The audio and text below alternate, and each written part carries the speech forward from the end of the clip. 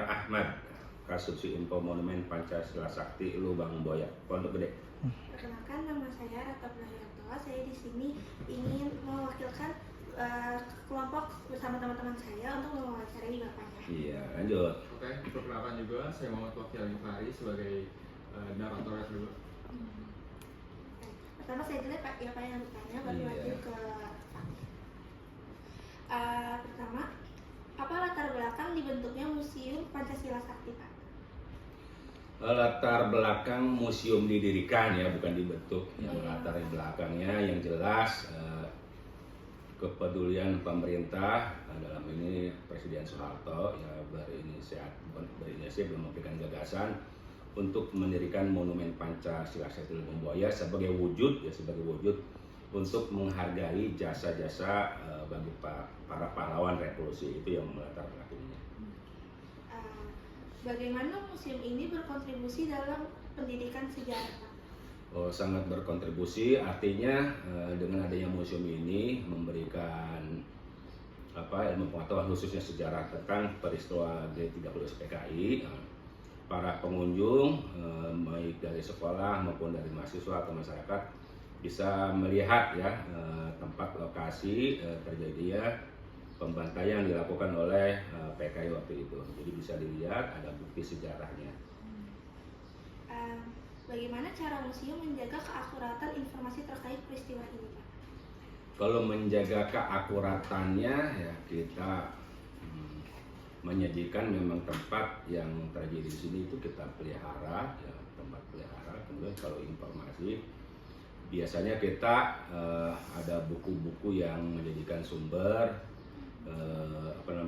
peristiwa G30 SPKI itu tersendiri. Terus selanjutnya, Pak, apakah ada mitos atau kesalahpahaman umum tentang G30 SPKI yang ingin Bapak luruskan gitu? Ada nggak?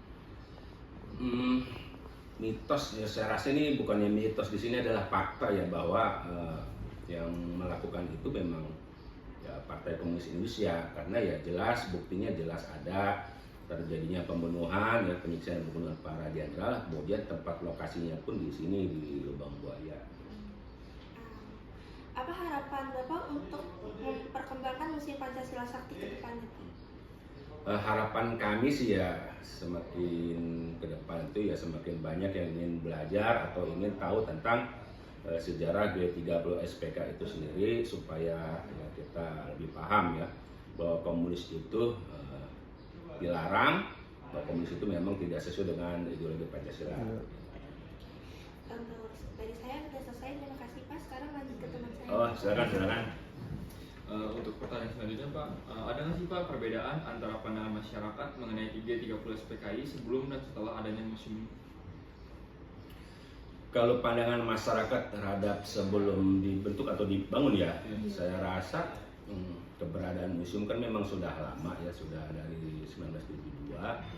Pandangan masyarakat sih mengenai dibangunnya museum ini ya bagus, artinya kita bisa mengetahui tentang sejarah G30 SPKI itu sendiri, masyarakat bisa melihat langsung tempat dan lokasinya. Selanjutnya Pak, apakah museum melakukan kerjasama dengan institusi lain untuk penelitian sejarah? Kita tidak bilang itu kerjasama, biasanya museum itu bisa dibuat untuk observasi bagi para mahasiswa yang ingin melanjutkan studinya ya, tentang kepariwisataan.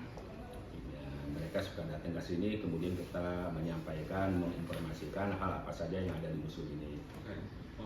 Untuk pertanyaan pribadi Pak, untuk Bapak, ada nggak sih Pak kritik atau pandangan yang berbeda tentang peristiwa G30 SPKI? Secara pribadi ya saya belum menemukan ada pandangan yang berbeda gitu ya. Kadang-kadang mereka ada yang bertanya siapa sih dalangnya seperti itu.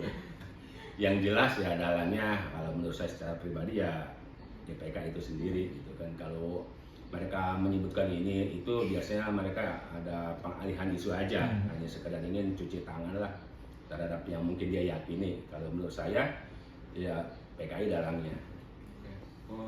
Ada nggak sih Pak kayak koleksi utama yang terdapat di museum Lubang Buaya ini? Koleksi yang utama yang jelas sumur itu merupakan koleksi bagi kita. Kemudian ada 3 rumah, yang menjadi saksi sejarah. Terus diorama G30 SPKI itu sendiri, diorama itu yang berisikan bagaimana waktu kejadian, jadi menggambarkan proses penculikan para prajurit Angkatan Darat ya. Kemudian ada koleksi yang menjadi pakaian-pakaian ya, jadi koleksi itu pakaian-pakaian yang dipakai para pahlawan revolusi pada saat kejadian.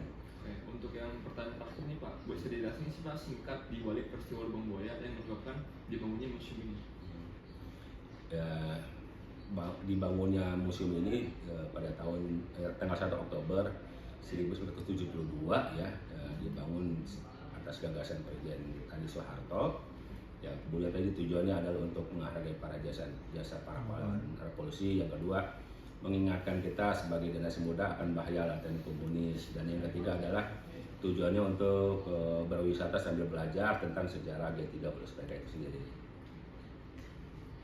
Oke Pak, terima kasih. Mungkin Ya. dari kami segitu aja pertanyaannya. Mohon maaf Pak. Iya, sama-sama. Terima kasih, Pak. Sudah selesai. Iya.